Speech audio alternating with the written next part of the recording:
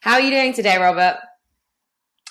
Hi, I'm doing very well, thank you. How are you doing today yourself? I'm good, thank you. I'm doing really well. So where in the world are you right now? I am in Chiang Mai in northern Thailand at the foot of the beautiful mountains here, which are strangely the foothills of the Himalayas. Is where they begin. This is where I'm based, this is where I work, and this is where I call home half the time because I also live in Cambodia as well. So I divide my time between the two countries. That's beautiful. The Himalayas is somewhere where I absolutely want to come and visit one day. It's on the list. So the floor is over to you. We kind of want to hear all about your story and how you have ended up where you are now. My name is Robert, and I uh, I began, I suppose, my journey into recovery starts really from my childhood. Uh, at the age of 7, I was sent away to boarding school. Um, my parents were a military family, so it was kind of standard to send your children to boarding school. And unfortunately, at the school that I was sent to, it was a very traditional, almost Victorian-esque type type experience. And it took me a long time to realize how my experiences at that school helped shape who I was as an adult later on down the line. At the school itself, unfortunately, violence was fairly predominant. It wasn't a caring or nurturing environment. Both violence, emotional violence, unfortunately, sexual violence, and neglect, emotional neglect, were fairly commonplace. And as a fairly lost 7-year-old child, I not unsurprisingly sort of disengaged with the system and was seen as being irksome, as a troublemaker, and as a very angry child, which I suppose, given what I was enduring and experiencing in what is, to all intents and purposes, a boarding school is a form of privileged institutional care, which creates this strange internal Mhm. dynamic within oneself because you're told that what you're experiencing is something of privilege, and yet you find it deeply traumatizing. So I was not only experiencing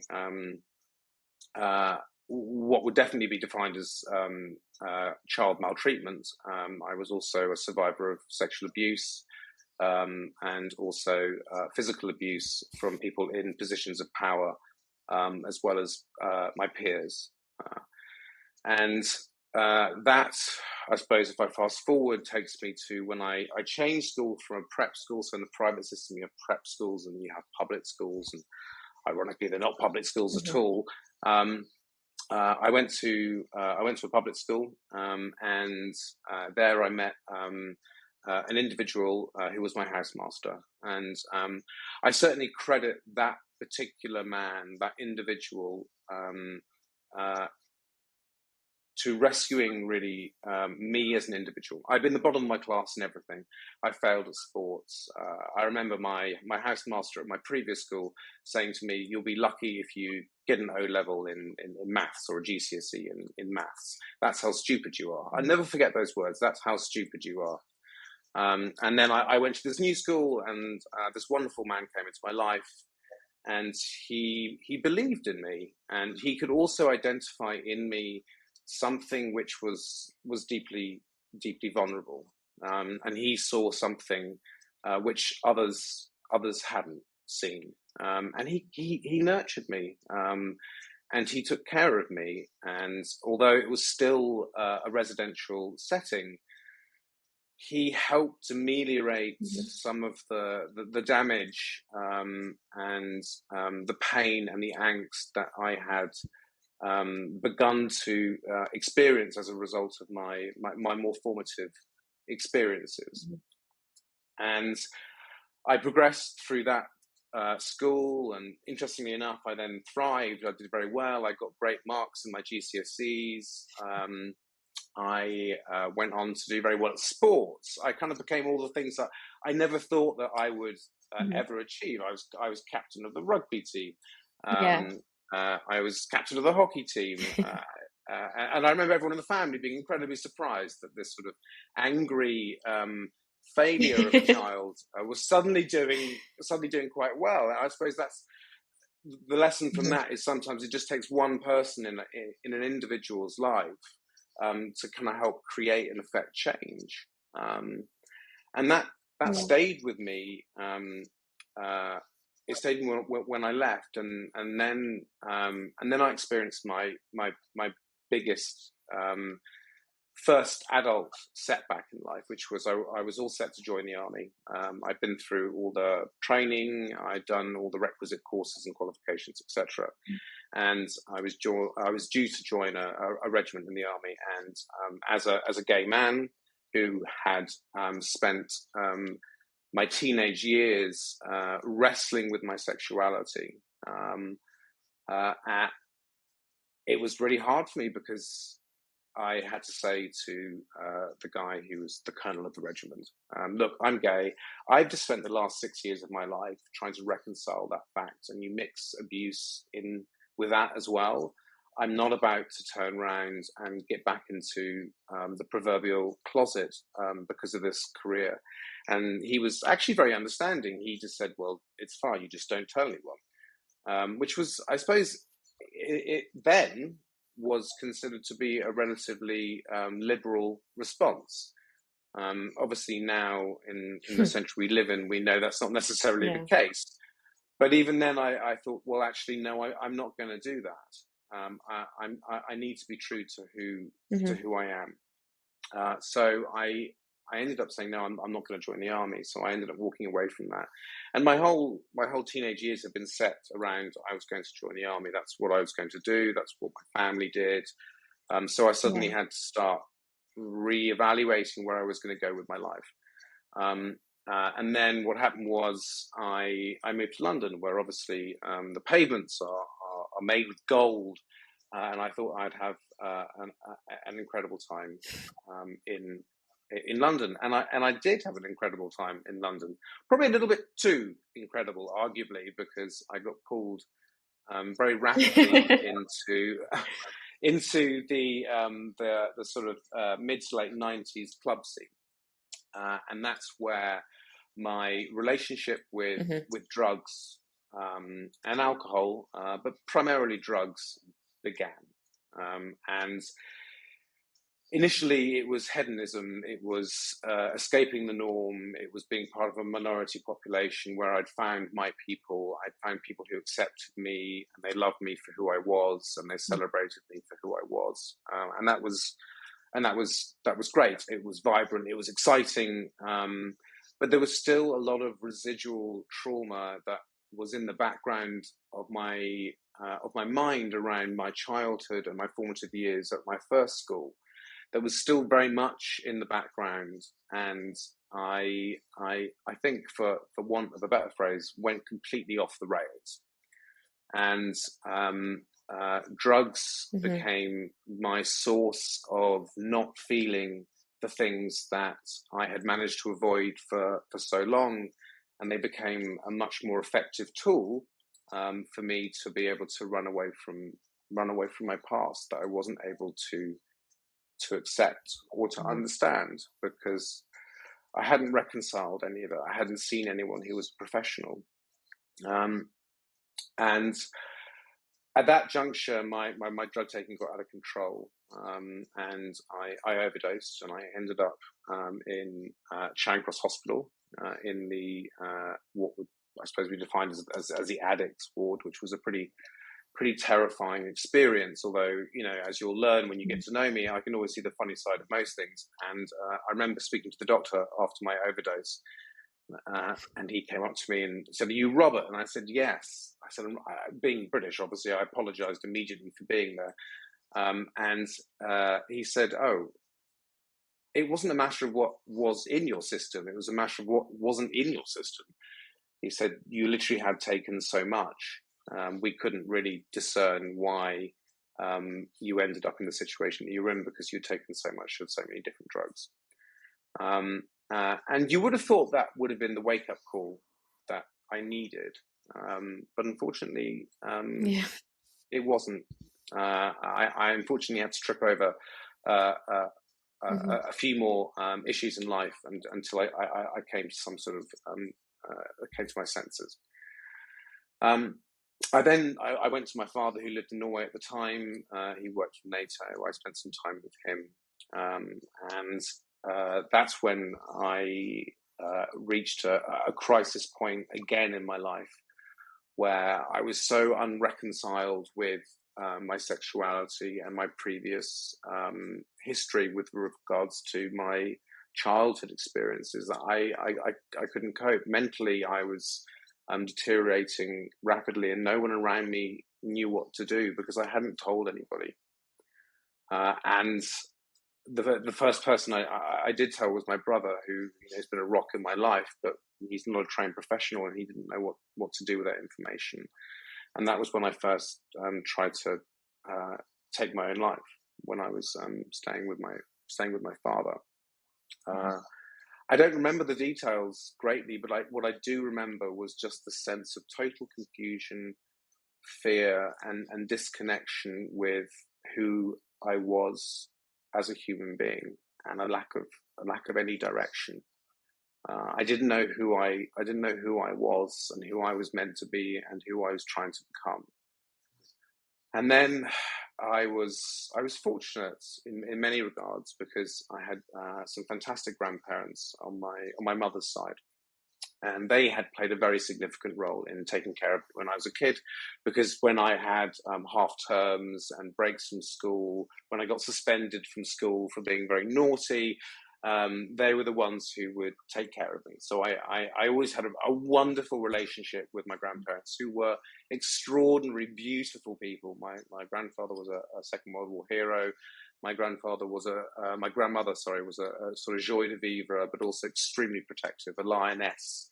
And life with them was always wonderful and beautiful. You can probably see on the smile on my face when I think about them. And I was going to go visit them, and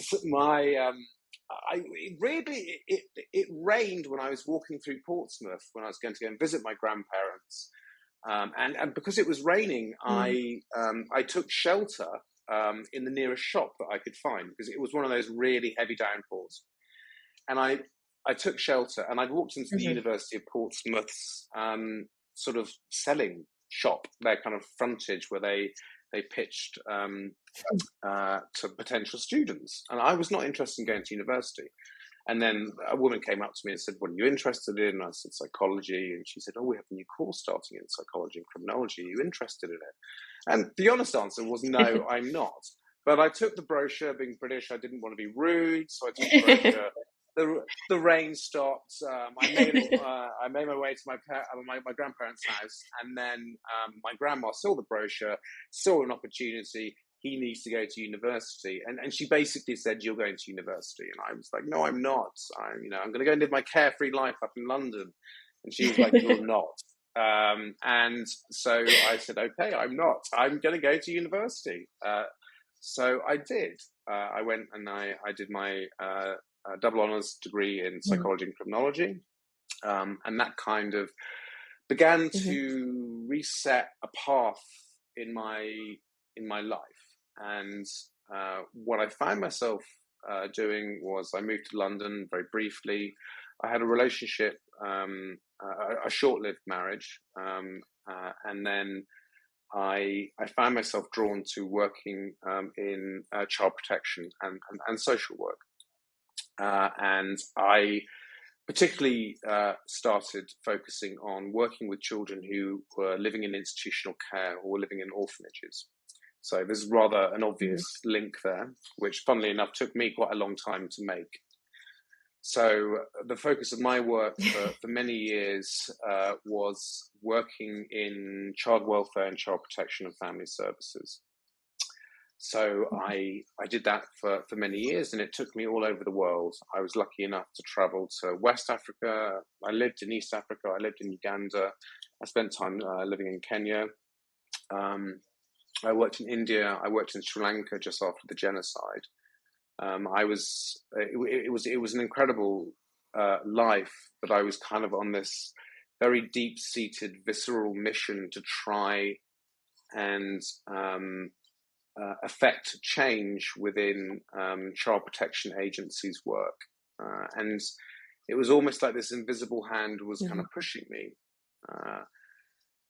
And it took me to living in Uganda, as I mentioned to you. And it was when I settled in Uganda, I thought I could make this place my home, which was ironic given I then had to go back into the closet because of the significant levels of kind of structural homophobia in Uganda.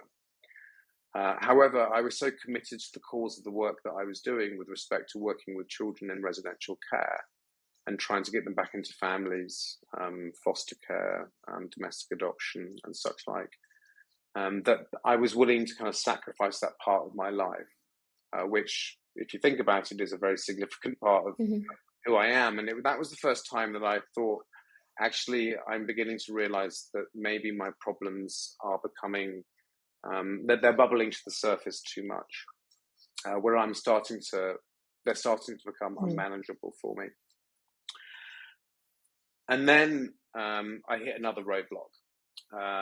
In Uganda, they passed the Anti-Homosexuality Act, which meant that I had to leave Uganda.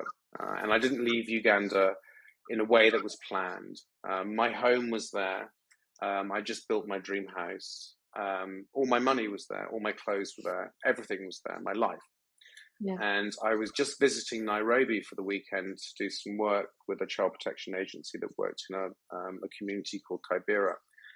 And I had a phone call from my best mate in Uganda saying, "You've been named in the newspaper as being a gay man," which is what was happening. They were naming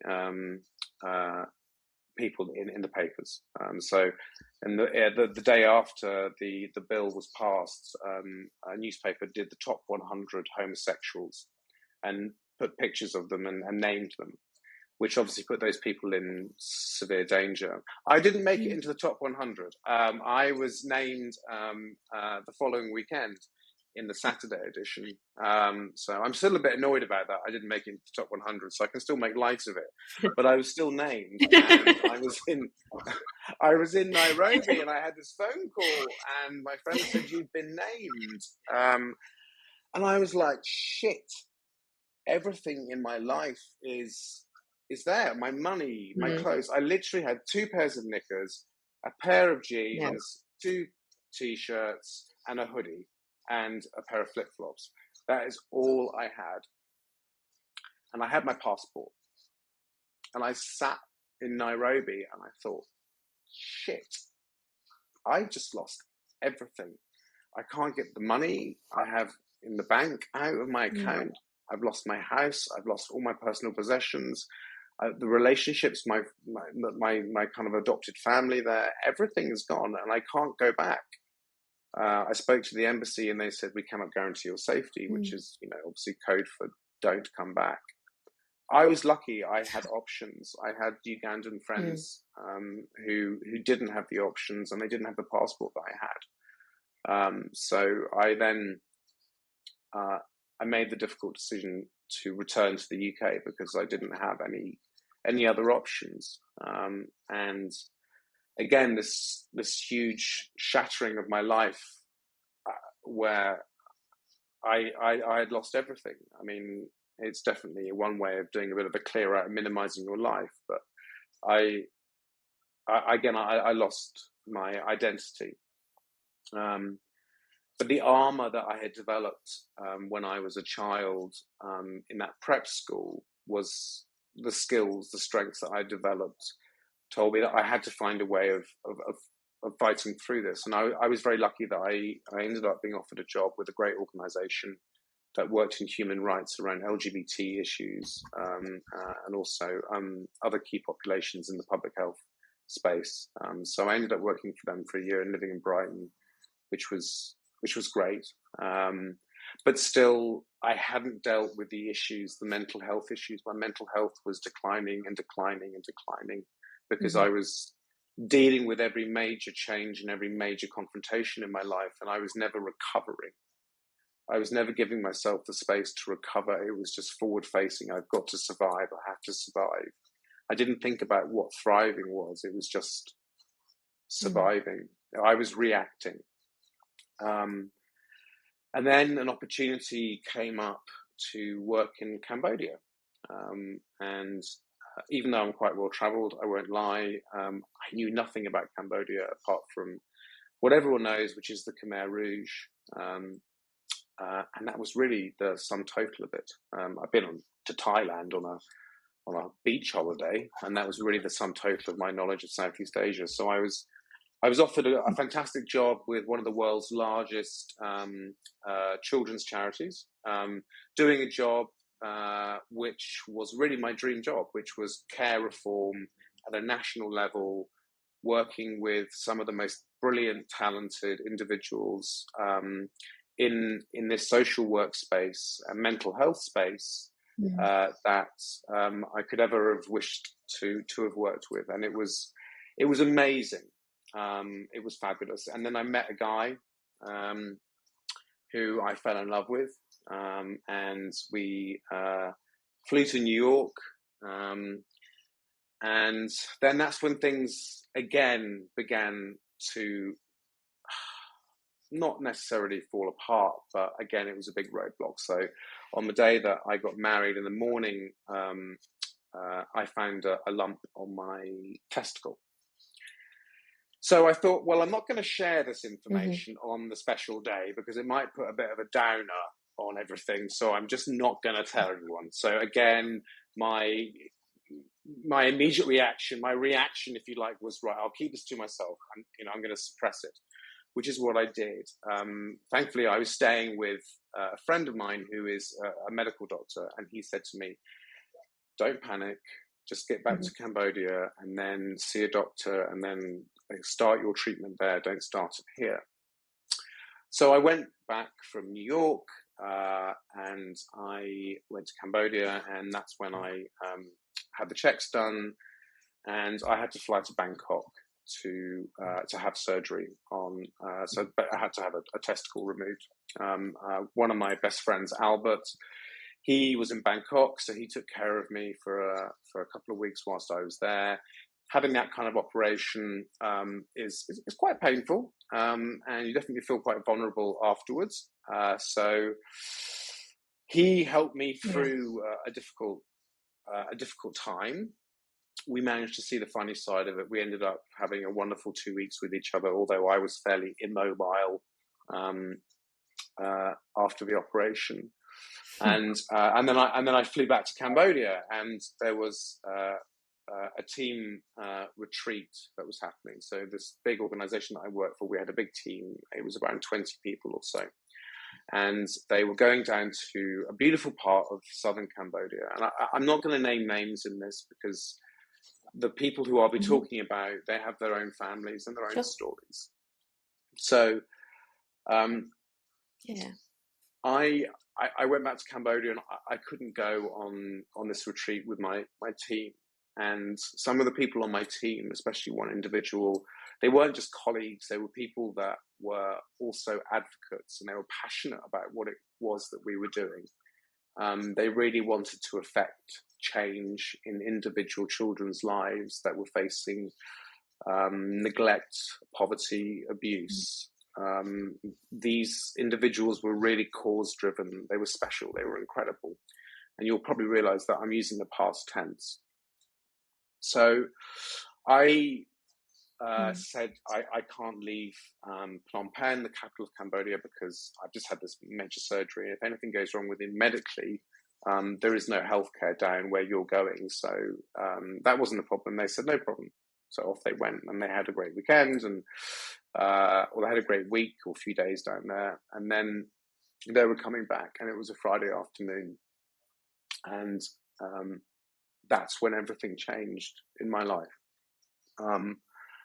which was odd given so much had already happened to me. But this was really the moment that was the kick up, because the people that I worked with, and I spent so much time working with, and we were united in so many ways, both personally and professionally. There was a phone call, and I remember I decided to leave work early on a Friday afternoon, like you do when no one else is in the office. So I thought, excellent, it's my excuse to go home early. So I went home, and then I got a phone call from one of my colleagues, and he was screaming down the phone. And I was, what the fuck is going on? Like, he was screaming in a way that was so visceral, and I just couldn't understand him. And then I got a phone call from a colleague saying there's been an accident. It doesn't sound like it's too bad, but there's been an accident. So I knew immediately that something terrible had happened, and I drove to my office. And when I got to the office, there was chaos. And in Cambodia, there isn't a great healthcare system, and we were just getting bits of information here and there. And then we knew that we had to go down to the referral hospital where people's bodies were being sent. And as we were driving down there, the phone calls started coming in where we were getting told who had died. And a total of 3 of my colleagues, whilst I was driving down there, we were told they were no longer with us, or they had died. They had been killed in the accident. They were in a bus. Sorry, I should rewind. They were in a bus coming up from the seaside town back up to Phnom Penh, and it had gone off the road. And then I got to the hospital, and I have first aid training, and it became apparent to me that I had to triage the people in the hospital because there just wasn't the capacity to do it.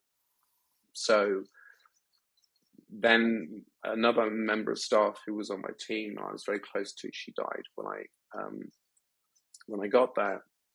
And then it was a matter of getting everyone out of the hospital and sent to Phnom Penh, where there's a proper hospital. So we had to triage those who had made it to the hospital, and we had to move them. And there were ambulances, so we were literally not hijacking cars, but we were sort of like stopping cars and putting down their back seats and saying, please, here's some money, here's a person, I'll go with you to please take our friends to the hospital. And they did, and I think I was down there for about 6 hours. So four people in total died on that day, and many others on the team had life-changing injuries. And the world stopped, and someone who I loved deeply was killed in that accident. And then we still ran a huge program. So we had to carry on working, because I knew that the people who'd lost their lives in that accident would say to me, you need to carry on doing this work. You can't stop it because of what's happened. So we had to carry on working. And it was like everything happened in slow motion, and there was no time to absorb the loss or losses and understand it. But I knew through my training in mental health, and also in social work as well, that there would be a storm coming in terms of post-traumatic stress, and the manifestation of trauma amongst the people that I worked with and I loved. And that's when I decided that I wasn't going to allow this accident to sit in singularity and just be a traumatic event. I decided that I was going to try and create something positive from it. And it was apparent to me that there was no way that anyone could respond from a mental health point of view to to what happened on that day. And it was only a few years ago, so it's still quite raw. So from there, I decided to leave who I was working for. And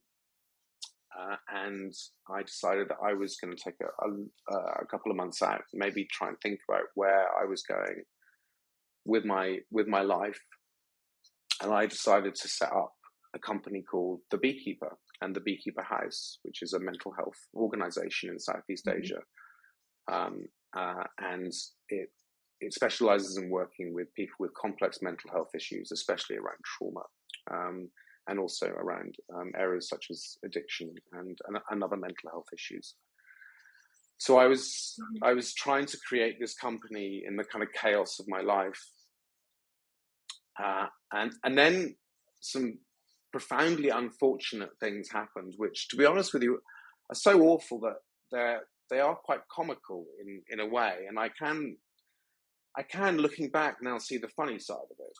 So in the kind of the chaos of me trying to set this new company up, my incredibly supportive husband had found a property for me and stuff like that. And this became the beginning of my recovery. It became the beginning of my journey back into Buddhism, into spirituality. It became the beginning of me not reacting but responding to what had happened in my life. But then two things got in the way, which was I was on the building site of the Beekeeper, and then I had the left-hand side of my face went, and I had a stroke. And I was still in my late 30s at that point. And it was very serious, and I almost lost my life.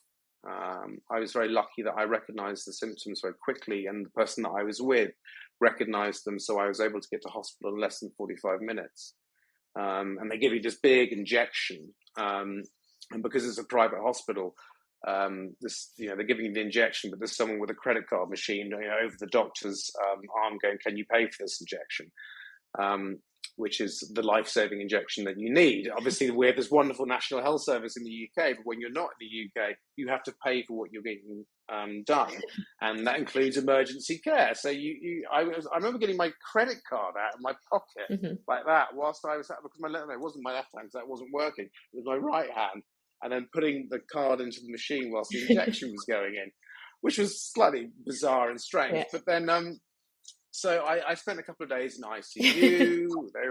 They were happy, and my friends were like, "Oh my God, Robert, what has happened to you now?"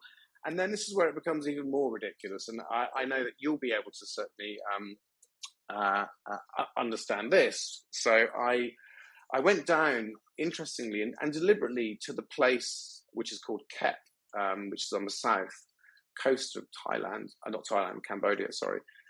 Where my colleagues and my friends had spent their last night before the accident. That's where they went on their retreat.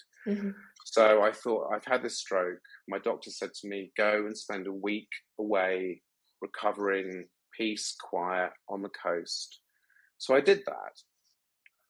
But being the little fidget pants that I am, I decided to rent a motorbike and go to a local pharmacy, because the Beekeeper up in Phnom Penh needed a first aid kit. So I thought I'd make use of my time and buy a first aid kit.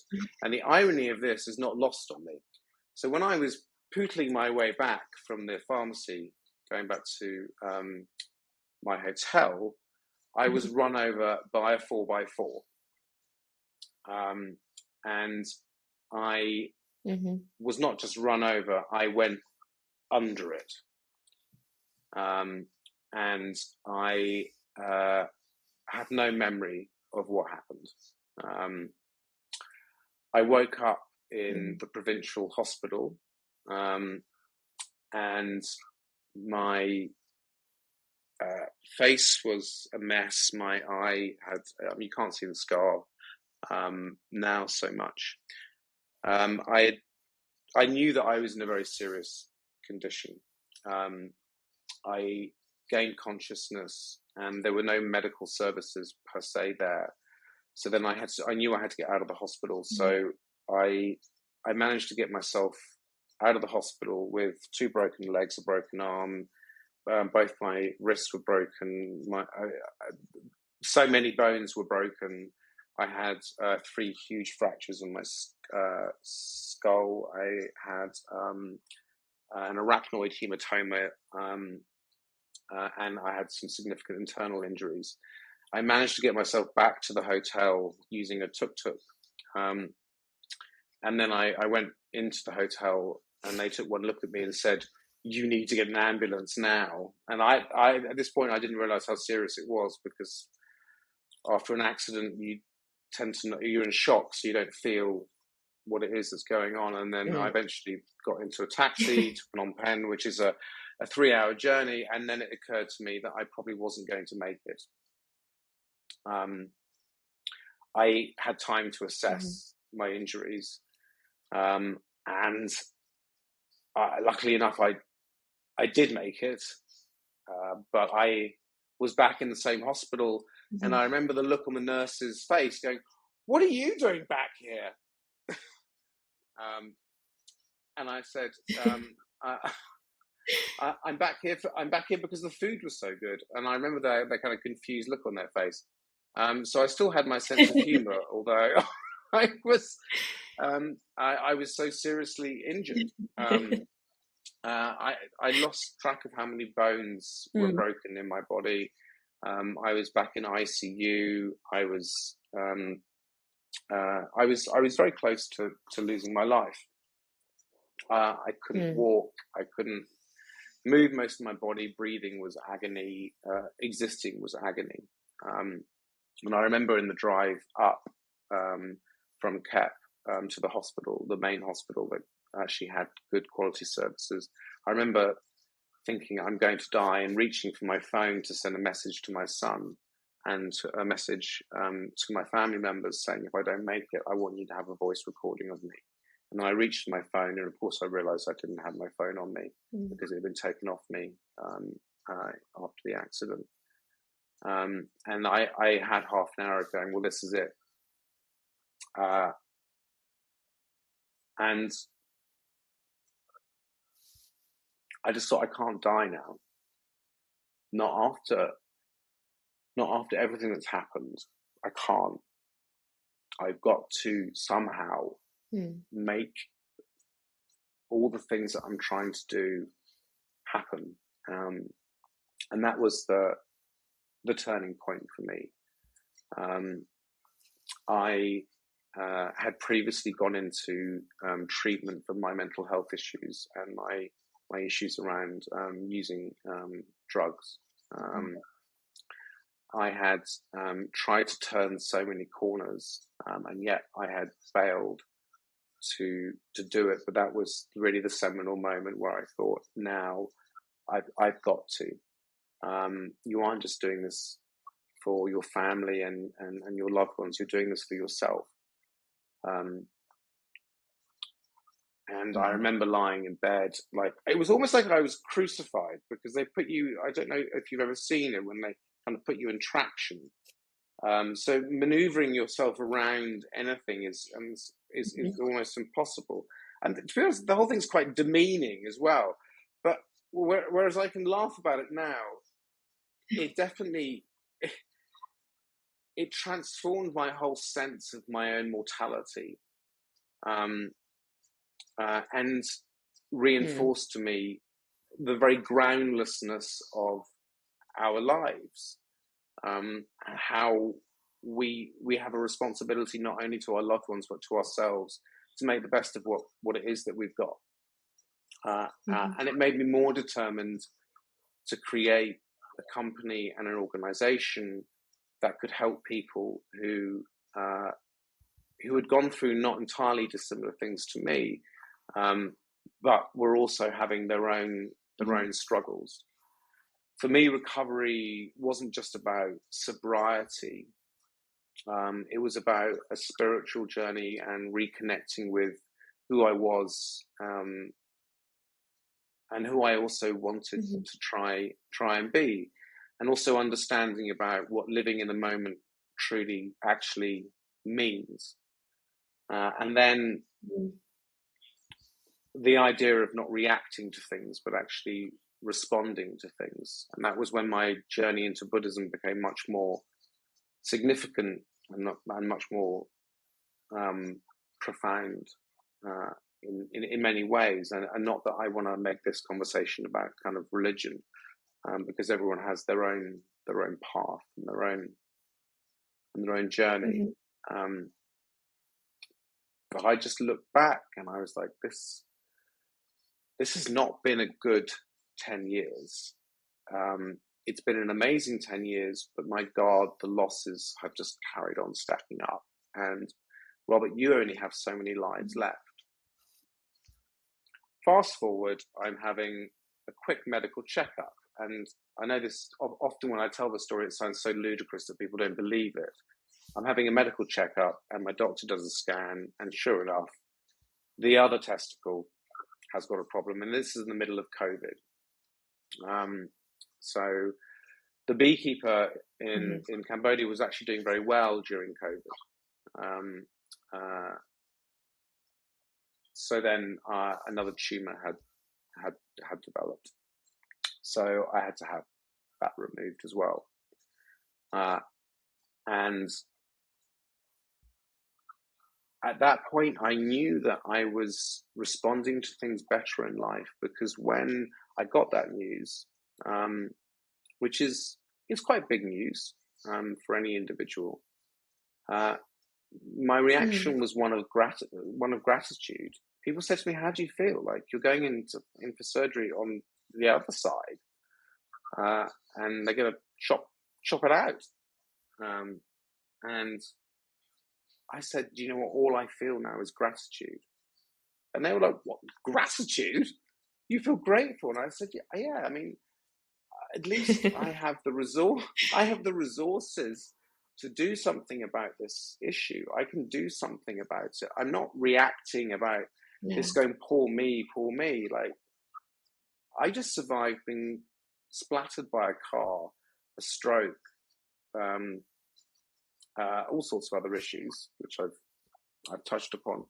And now this is something that I can deal with. I can respond to in a way that's well thought through.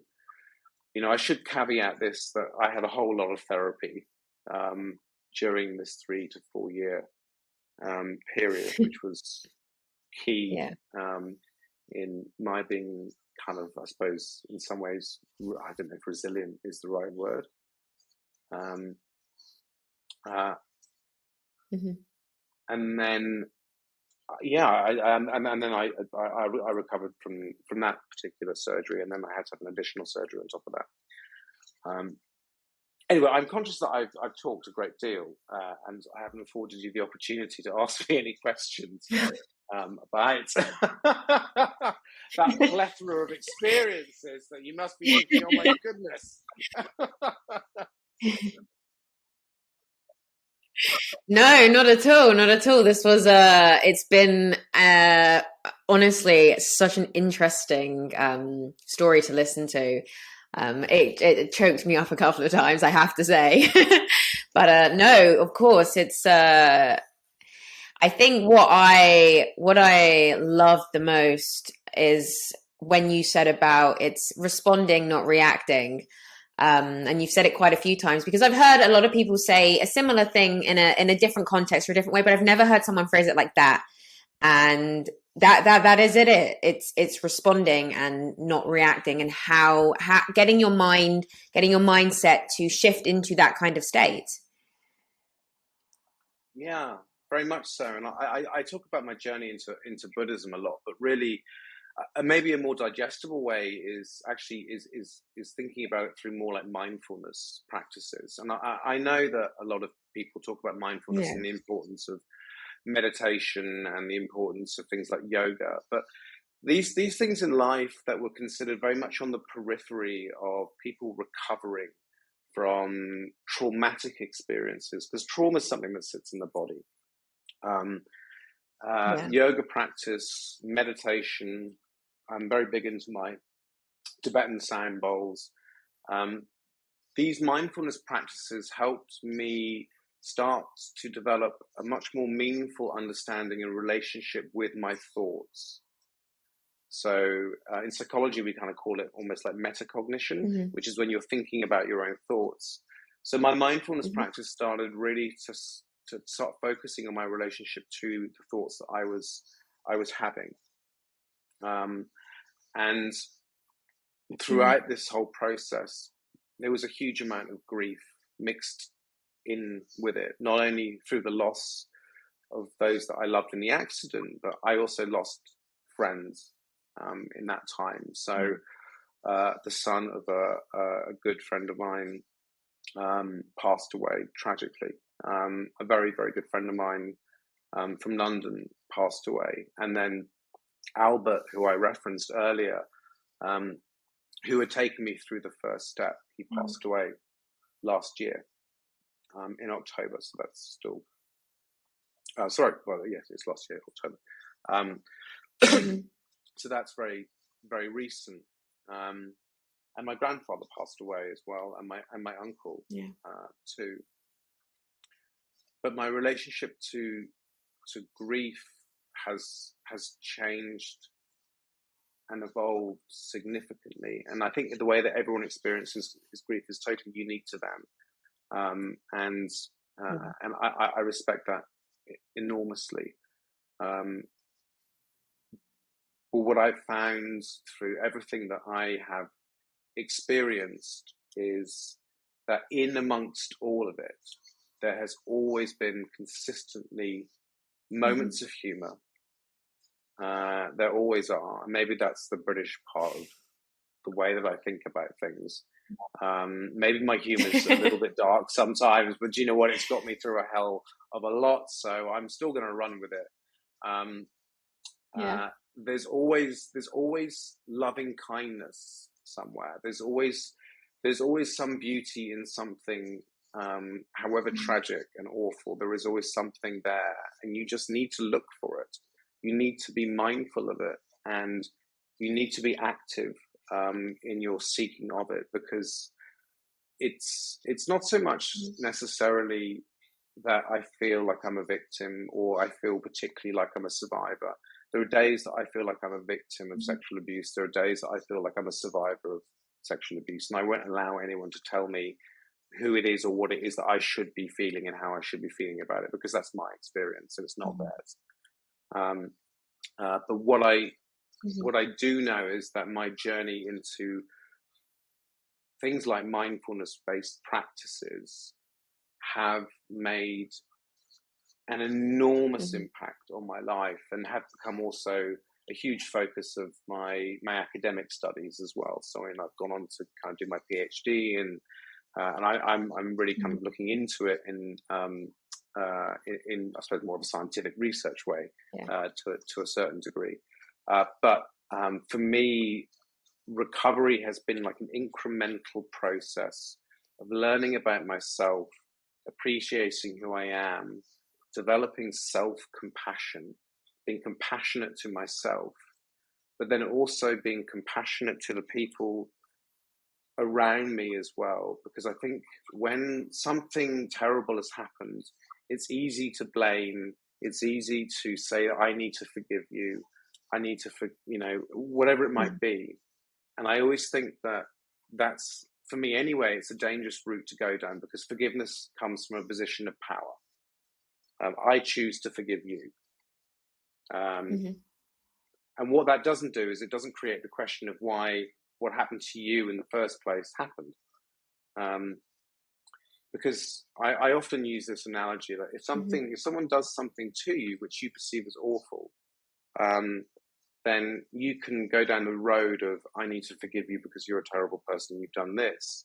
Or, in Buddhism, we try and look at compassion. Like, what is it that's happened to you as an individual that you have done this to me or to others? Like, we're all born innocent, and we are the sum of our experiences. So as opposed to becoming angry about the world or angry about things that have happened, I try and be compassionate about it, and I try and be compassionate with people. And don't get me wrong, that might sound really worthy, and it is hard to practice on a day-to-day basis. But for me, out of all the things that have happened to me, if you were to say to me, what do you feel about the person who abused you at school sexually? I can honestly turn around and say, I have compassion for that individual, because I don't know what happened to them in order for them to do what they did to me. Because I know that if I spend my life thinking about how I could forgive them, it's not going to get me anywhere. And if I want to thrive in this life, and do justice to the people that came into my life and now have left it, sadly, and do justice to their memories, being angry and not being compassionate wouldn't be fair to them. Yeah. No, it's incredible how you've been able to develop that mindset and that kind of the frame of mind. And in a, like you said, whether it's a religious way or a spiritual way, kind of how you've done it, it is fantastic. And compassion is, a lot of people don't always have that sort of compassion. For they do for similar situations, but they don't always have it for what you were saying, for the people that that might have done them wrong, or might make them angry. And you're right when you said what whether you feel like a victim or a survivor, that isn't for anyone else to tell you what you are to feel, because it's for you to feel, because it's your life and you're the main character in your life and you feel it how you want to feel it. Yeah, no, absolutely. And I think when we think about recovery, it's important that we think about how we can take those experiences and thrive from them. And weirdly, and this might sound like a bit of a strange segue, but I'm going to go there, and you can edit it out if you want to. But most people who experience deeply traumatic events don't go on to develop post-traumatic stress disorder. They go on to develop post-trauma optimism, because they have the opportunity to reflect upon their lives. And it's a little interesting psychology, little factoid for you. But it's one of the things that I do find fascinating about the human mind and the human condition, because I do think genuinely most people will try and make the best of it, and try and see where they can leverage their experiences for self-improvement in many ways. And I know that I'm probably an eternal optimist in life, but I really do believe that. Yeah, it's you really do learn something new every day, because I hadn't heard that phrase either. And it's incredible how many people I've spoken to, not just with regards to I Got Back Up, but just in life in general, when you're right, when they have been through something, how optimistic they are after. And you hear so many people say to them, wow, you're so positive, and wow, you're so optimistic. Wow, like wow.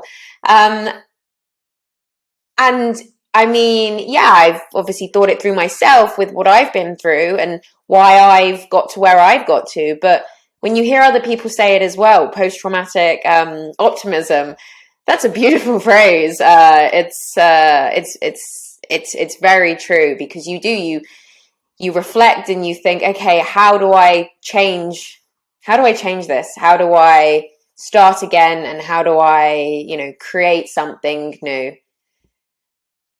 It's like one of those things, unfortunately, nobody wants to go through realistically what they've been through, but had they not have been through what they've been through, they wouldn't have this optimism of life or whatever they've done afterwards. So yeah, and I think we can, like, what I've tried to do with it is apply it not only in my personal life, but also my professional life, which is why I set up the Mm-hmm. Beekeeper and the Beekeeper House, which is why I'm in Thailand, because we run a treatment center, which is based on all of those principles of compassion, and self-compassion. And one of the things that I often say to people, and it makes me laugh quite often, because I'm sure you've heard the phrase, you can't love anybody else until you love yourself. And my riposte to that is, I don't think it's about loving yourself. I think what is a much greater challenge, and I think when you go through something so acute or chronic or painful, that you become better at this, which is, it's not about loving yourself. Try making friends with yourself. Try just being friends with yourself. Yeah. And that's a much more interesting way of viewing life. Like, who am I, and how do I look at myself, and how do I get on with myself? Like it's the idea of loving yourself. I get it. I can see I see the central premise is lovely of it, but I think the greater challenge is, like, I can be compassionate to myself and to others, but actually what I would like to be is, I'd like to like myself. I'd like to be friends with myself. Again, that's one of the lessons that I learned from everything that I went through, was if I can just like myself, and I can be compassionate to myself, and arguably more importantly to other people, then it certainly was not in vain.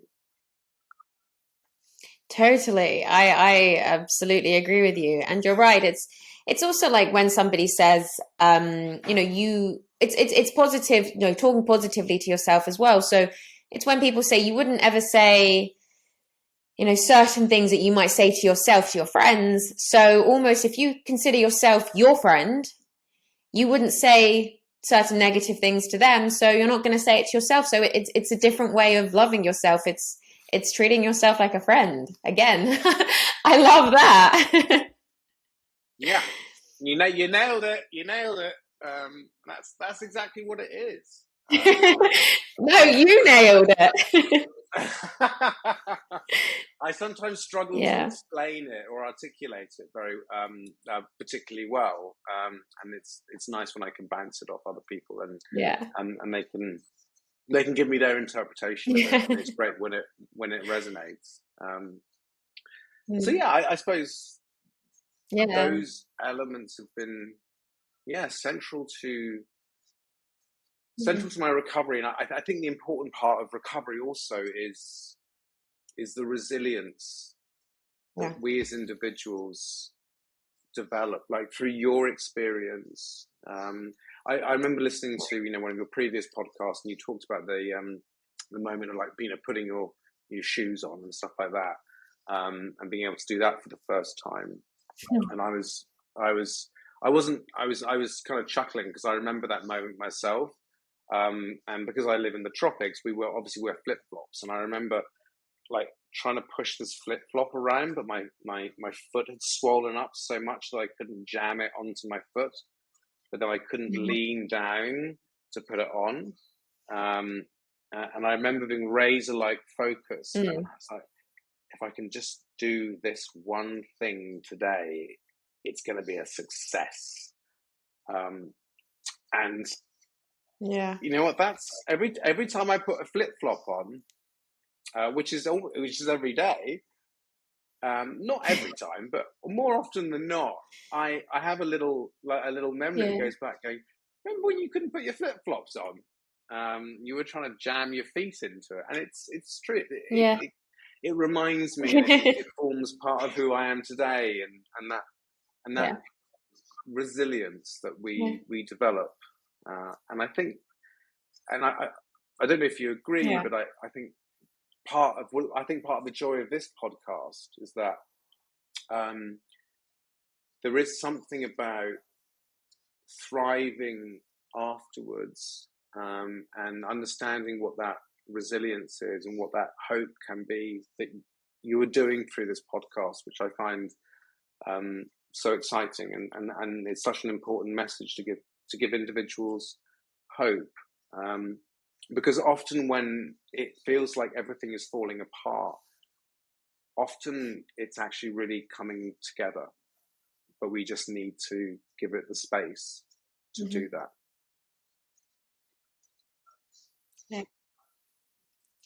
Yeah, that is that again hit the nail on the head. It is you think everything's falling apart, but yeah, if you just wait, you'll see that it's opening doors to things that you never ever ever ever thought would happen, and it is all coming together.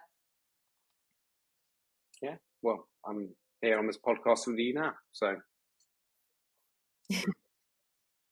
Exactly.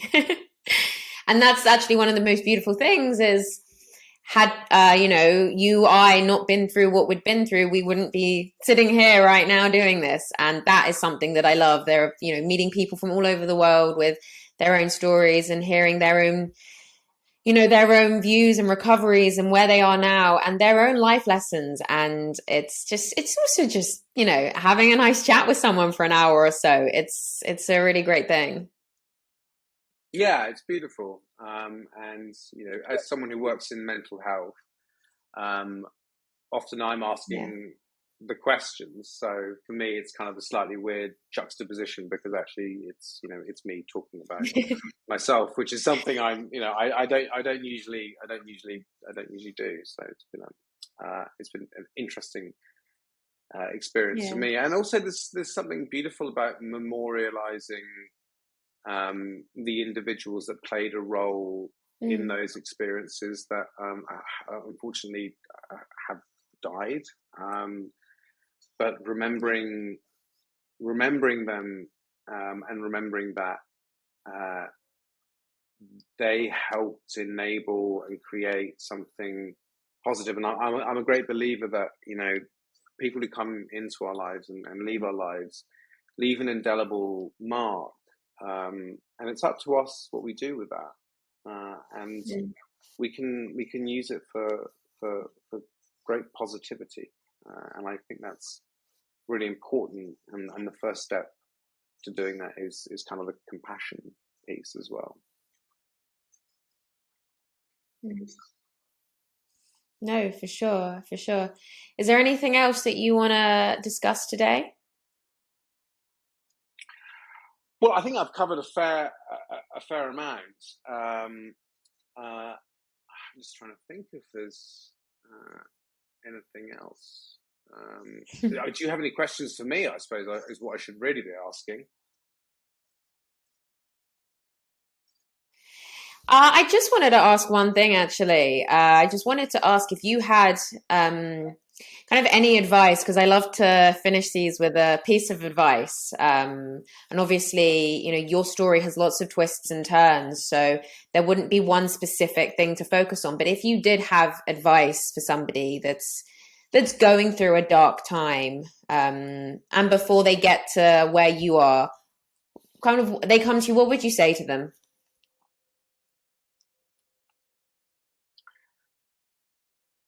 I think when we are in that phase of enduring, it can be so hard to see where the shards of optimism and light might be, and the reason often is because we are effectively getting in our own way. My advice would be to look for those little brief moments of joy, and they can be so small. I've talked to you about mindfulness, but when you pick up an apple, do you just shove it in your mouth and just eat it, or do you pick it up and go, "That's a green apple. I like green apples." Why do I like green apples? Because they have a slightly more acidic taste. So, be mindful of just the simplest things, whether it's seeing a robin in your garden and the sign of autumn or spring. If you see something in your life that you might just consider as day to day and familiar, try and be mindful of the smallest things in your life that might seem mundane.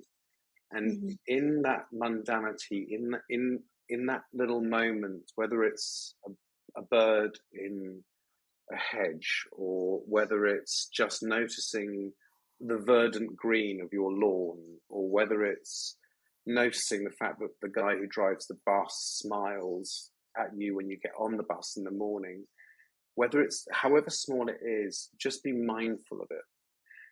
And if you can be mindful of those small, tiny things in life, you will see how much beauty there really is out there. Whether it's the smell of, the countryside, whether it's just the way that the sun rises or the sun sets, I guarantee you, and I promise you, there is beauty in every facet of this life. And we just need to be mindful of it, and we need to be looking for it. In our dark moments, we forget to look. And often, even when we're doing well, we forget to look. So I would say, look for the small things in life, because they are there, I promise you. And when you notice them, I promise you that you will smile.